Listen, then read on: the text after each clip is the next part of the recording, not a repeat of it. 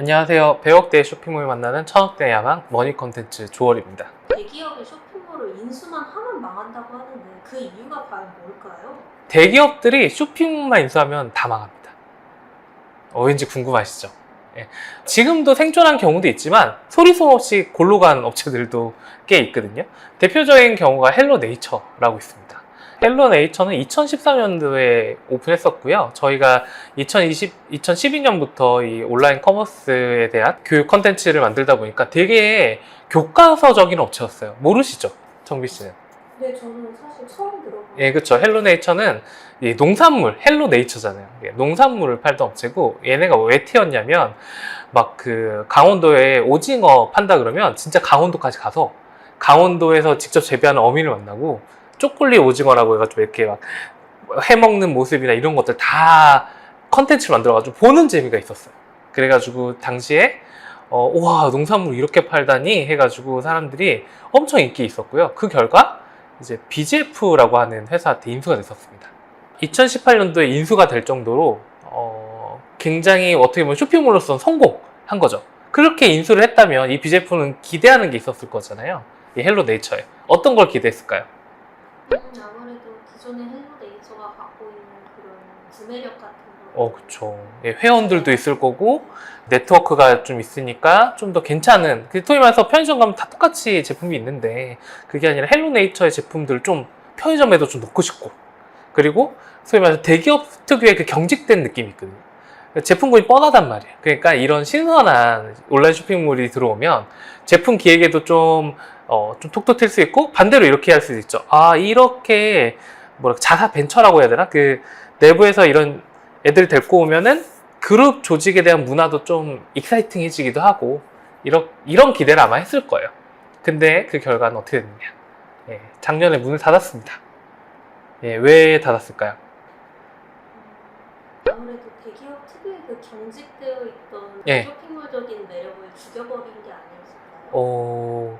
굉장히 명확한데, 이게 진짜 재밌는 게 보통 이 헬로네이처뿐만이 아니에요. 헬로네이처뿐만 아니라 얼마 전에 제가 업체명을 밝힐 수는 없지만 2020년도에 1000억대 의류 쇼핑몰이 있어요. 이 쇼핑몰 이름은 모르는 사람이 없을 정도였어. 명동에도 유명한 매장도 있었고, 그래서 엄청 1000억대 의류 쇼핑몰은 진짜 성공한 거거든요. 그래서 1000억에 팔렸습니다. 팔렸는데 이 업체가 코스메틱 대기업한테 팔렸어요. 팔리고 올해 의류를 판매하지 않는다는 공지가 올라와요. 되게 신기하죠? 다른 사업으로 갑자기 전환을 해버린 거야. 의류 쇼핑몰을 인수를 했는데 의류를 팔지 않고 다른 사업으로 전환을 했어. 성공적이지 않잖아요. 그것뿐만 아닙니다. 업체 중에 이제 10x10이라는 업체가 있어요. 10x10 아시나요? 10x10 같은 경우도 이제 2001년에 시작한 되게 오래된 업체고 전국에 매장이 9개나 있을 정도로 오프라인과 온오프라인 되게 핫했는데, 그거를 이제 2014년도에 그 GS 계열사가 인수를 합니다. 그 후에 물으면 승승장구되고 잘 됐느냐? 아니죠. 어떻게 되죠? 2023년에 단돈 20억에 팔려나가요. 인수 금액은 200억대가 넘었거든요. 근데 그 사이에 계속 돈도 못 벌고 매장도 9개였다 2개로 줄어들고, 그렇게 되다가 결국 20억의 매물이 나오고 지금 다른 운영사가 지금 운영을 하고 있습니다. 보시면은 거의 하나같이 대기업들이 인수한 쇼핑몰들이 힘들어져요. 그 이유가 뭐냐면 바로 이렇습니다. 보통 대기업이 인수를 한 순간 사실 온라인에 톡톡 튀고 괜찮아 보이고 우리한테 없어 보이는 게 있기 때문에 온라인으로 진출하고 그런 것 때문에 이제 인수를 하는데, 현실은 마진율이 되게 안 좋아요. 온라인 쇼핑몰들이. 예를 들어가지고 10x10 이런 제품 업체에 들어가면 옛날에 사람들이 10x10을 이용했었던 이유는 뭐냐면 거기에만 있는 문구들이 있었어요. 디자인 문구 같은 거. 거기에 있는 캐릭터가 있었어. 그럼 우리가 그런 사람들을 이제 입점하라고 할 때 어떤 제의를 할까요? 큰 마트 같은 경우는 마진이 30에서 38% 수수료를 가져간단 말이에요. 그거 내놓으라고 하면서 데리고 올까요? 그러면 수수료를 기존 업체보다 낮춰서 훨씬 낮추죠. 훨씬 낮추지. 거의 제로에 가깝게까지 낮춰요. 왜? 이 사람이 들어와 있으니까. 예를 들어 우리 건물에 스타벅스 있으면 집값이 올라가잖아. 그 건물 값이 올라가잖아. 그러니까 스타벅스는 월세가 되게 낮아요. 생각보다. 왜냐면 그런 얘네들 그 랜드풀이라고 해가지고 월세 없이도 막 들여오는 애들이 있어. 뭐 CGV 같은 애들도 막 CGV 입점했다 그리고 나머지를 막 끌어오는 것처럼 쇼핑몰들, 온라인 쇼핑몰들은 일단 자기네들이 예를 들어가지고 교보문고의 핫트랙스 이런 애들이랑 싸워 이겨야 되는데 그들에게 없는 제품을 가져오려고 하다 보니까 더 매니아적이고 더 뭐랄까 시장이 없는 혹은 작가가 콧대가 높은 제품을 가져오겠죠, 제작사가. 그러다 보니까 마진율이 되게 놀랍니다. 그래서 대기업들이 실제로 이런 쇼핑몰도 인수하잖아요. 그러면 이게 무슨 돈을 버는 게 아니라고 생각해요. 자, 이런 상황이야. 그럼 뭘 할까요? 생각보다 마진이 나오지 않고 기존에 생각했던 것과 다르면 객단가를 올려버리지 않을까요? 그쵸. 객단가를 올려버린다. 정답. 되게 명확하신데, 이거죠. 일단 돈이 되는 제품만 하려고 해요. 그쵸. 이제 좀 쳐내기 시작해. 뭔가 튀고, 담당자들은, 이 작가님은 꼭 계셔야 되는데, 이 업체는 꼭, 이 오징어 꼭 팔아야 되는데, 마진 몇 %인데? 이게 다, 마진 몇 %인데? 그러면 이 판매자 입장에서는 내가 굳이 저기에다 납품해야 될 이유가 없는 거야. 더 좋은 조건이 있는 데가 있으니까. 그러다 보니까 쇼핑몰들이 일단 생명력이 사라지기 시작해요. 사라지기 시작해. 그리고 더 결정적인 게 있습니다. 더 결정적인 게 리스크 관리라고 하는 거예요. 원래 대기업들은 리스크 관리에 목숨을 걸어요. 대기업이 편이 들다는 건 예를 들어가지고 예를 들어 헬로네이처가 이 오징어의 효능이 어떤지 아십니까? 이 오징어를 먹으면 막 유연해지고 몸도 건강해지고 저분도 몸 좋아졌다고 얘기하고 이렇게 얘기했을 때는 괜찮았어. 헬로네이처 때는 고객들이 이해해줄만 했어. 혹은 뭐 식약처에서도 근데 CU 편의점에서 그 얘기를 했다고 봐봐요. 먹힐까? 체조 선수들이 즐겨 먹는 오징어 국가대표 되실 수 있습니다. 과장 광고로 얻어맞아. 이게 뭐냐면 이제 BJF라고 하는 큰 기업의 매출액에 비하면 헬로네이처 매출은 요만해. 근데 얘네가 문제가 터지면 얘네가 흔들려. 그럼 어떻게 될까요? 제일 먼저 벌어지는 게 상세 페이지가 싹 줄어들어요. 표현이 없어져 버려. 왜? 리스크가 터지면 안 되거든. 특유의 재밌어. 이거 여기 딴 데서 볼 수 없어. 라는 걸 보러 들어갔는데 이제는 어떻게 되냐? 특이한 상품도 없고 특이한 스토리도 없어. 자, 그러면 더 최악의 일이 벌어집니다. 어떤 일이 벌어질까요? 매력을 잃은 쇼핑몰들의 이제 고객들이 이탈하기 시작하지. 이탈하기 시작하니까 가뜩이나 안 좋은 수익률이 더 안 좋아져요. 그럼 어떻게 해야 돼? 이 수익률을 높여야 되잖아. 그럼 두 가지 방법이 있습니다. 기존 유통회사의 제품을 취급하기 시작해. 혹은 여기 있는 제품을 오프라인에 입점시키기 시작합니다. 그러면 되게 이상한 일이 벌어지는데 표면상 매출이 올라가기도 해요. 그러니까 뭐냐면 롯데백화점 이런 데 입점시켜 주는 거야. 막 이렇게 여기 팔던 거. 그리고 반대로 얘기하면 롯데백화점에서 원래 잘 파는 거 있잖아요. 막 유명한 그릇이나 뭐 이런 것들 여기를 갖다 놔. 그러다 보면 이 쇼핑몰 어떤 일이 벌어질까요? 기존에 갖고 있던 제품 기획력을 전부 잃고 이제 그쵸. 이렇게 되면 머릿속에서 이렇게 기획할 이유가 없는 거야. 내가 백날 오징어 따라다니고 이렇게 매출 1000만 원 번 거보다 그냥 유명한 저기 스타벅스 커피 한 개 들어오는 게 매덕을 더 버는 거지.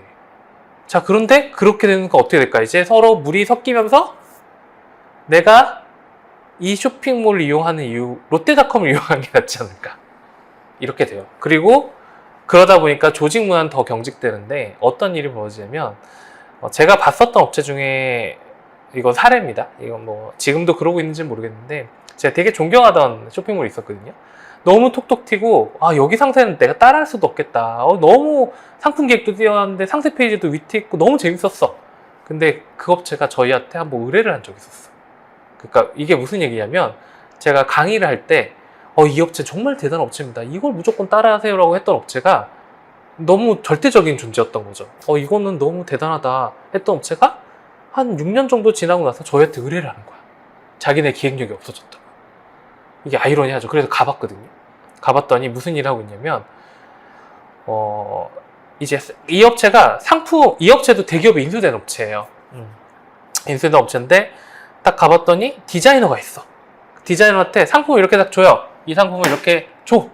딱 준 다음에 기획해 라고 하는 거예요. 그럼 디자이너가 기획을 해요. 그리고 그걸 지하로 내려보냅니다. 지하 내려가면 사진실이 있거든요. 사진 막 찍어. 그게 다시 올라서 디자이너가 디자인하면서 기획을 하고 있는 거야. 하루에 2개씩. 좋은 게 나올까요? 하루에 2개씩. 생전 처음 본 제품. 기획을 하래, 디자이너가. 공장제 시스템이 되더라고. 이게, 온라인 쇼핑몰을 이제 어떻게 보면 우리도 온라인 웹기획자, 편집자다 보니까 시간 활용이나 이런 게 좀 어때요? 우리 회사에 있다 보니까. 경직돼 있나? 출근 시간 딱딱 지켜야 되고.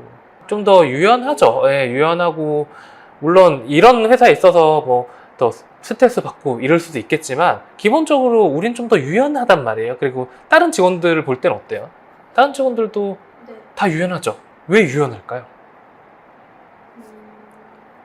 아무래도 기획 같은 작업이 이렇게 9to6로 사무실에 앉아 있는다고 바로바로 나오는 작업이 아니라서 그런 게 아닐까요? 정답이에요. 이게 이런 중소기업, 우리 같은 중소기업은 개인의 역량을 어떻게 활용하느냐가 기업의 생명하고 연결됩니다. 즉 옛날에 헬로네이처나 아니면 옛날에 텐바이텐이나 수많은 그 대기업이 인수되기 직전에 쇼핑몰들은 이 기획자의 역량이 튀었고 뛰어났기 때문에 성공한 거예요. 근데 대기업에서 그걸 볼 수 있을까요? 대기업은 그럼 곧바로 이런 얘기죠. 옆에 있는 대리가 쟤는 왜 저래요? 왜 사무실 안 들어와요?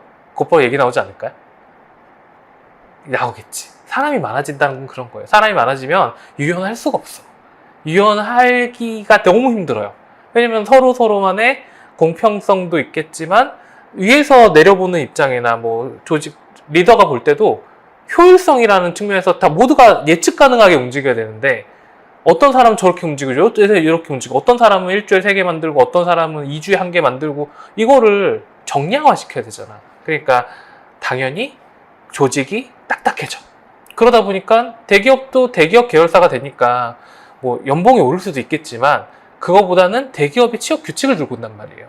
너희 이제부터 우리 계열사니까 이렇게 해가지고 호봉도 이렇게 맞추고 취업 규칙 이만한 거 다 읽어야 되고 이렇게 해야지만 너희가 우리 조직에 살아남을 수 있어 라고 해. 그러면 사람들이 뭘 내려놓느냐? 창의성을 내려놓기 시작해요. 그럼 창의성 내려놓으면 어떻게 돼? 이제 사람들 평가할 게 양밖에 없어. 하루에 2개 무조건. 못 견뎌? 나가. 그러면 그런 제품들이 올라오는 쇼핑몰 어떻게 돼요? 대기업 입장에서도 이게 매력이 없어. 왜냐면 수익성 계속 악화됐어. 창의력도 별로 없어. 제품도 튀는 게 없어. 심지어 어떤 생각하냐면 내가 얘네 살려주고 있는 거라 생각해. 아, 씨, 돈 없어? 그래, 스타벅스 이거 가져가. 아, 이거 팔고 있어. 아, 또 돈 없어? 그러면은 어느 순간 돈을 끊고 손절하게 되는 거예요. 실제로 문고리닷컴이라고 있는데 문고리닷컴은 진짜 유명한 쇼핑몰이거든요. 그러니까 철물점으로 유명했고 이게 어느 정도 유명했냐면 태형건설에 인수가 됐어요. 건설사가 인수까지 했어. 근데 올 초에 파산해버립니다. 그래서 대기업에 인수한 쇼핑몰들은 이렇게 망합니다. 자, 물론 오너는 좋을 수 있어요. 오너는 몇백억, 1,000억씩 벌고 인간 생겨, 그분은 좋지. 근데 이 얘기를 오늘 왜 주제로 얘기하느냐, 이게 저희가 쇼핑몰 만나다 보면은 유독 대기업의 인사 시스템이나 체계 시스템을 따라가고 싶어하는 업체들이 좀 많아요. 실제로. 그리고 그들이 하고 있는 모습이나 그들의 트렌드들을 빨리 따라가거나 지출 결의서부터 시작해가지고 온갖 걸 막 다 서류 작업 막 하고 막 이렇게 하는 경우가 많거든요. 근데 이게 착각이란 걸 좀 얘기해 드리고 싶어요.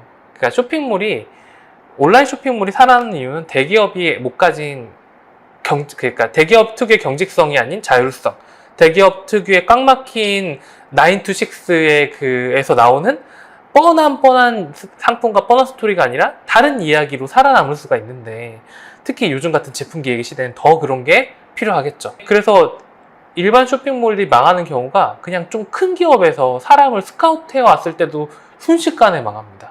왜냐면 그 사람이 와가지고 취업 규칙 다 만들어 버리거든.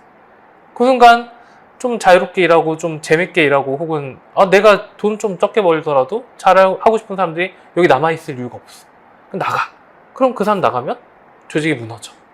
그런 식으로 되고 있거든요. 그래서 여러분이 생각하실 때 내 쇼핑몰에도 혹시 대기업 같은 따라쟁이 요소가 있는지 꼭 체크해 봐야 돼요. 그거는 제가 정말 냉정하게 보면 되게 암적인 내용이에요. 그리고 대기업이 인수하자마자 그 암에 걸려서 하나같이 생존하기가 힘들 거예요.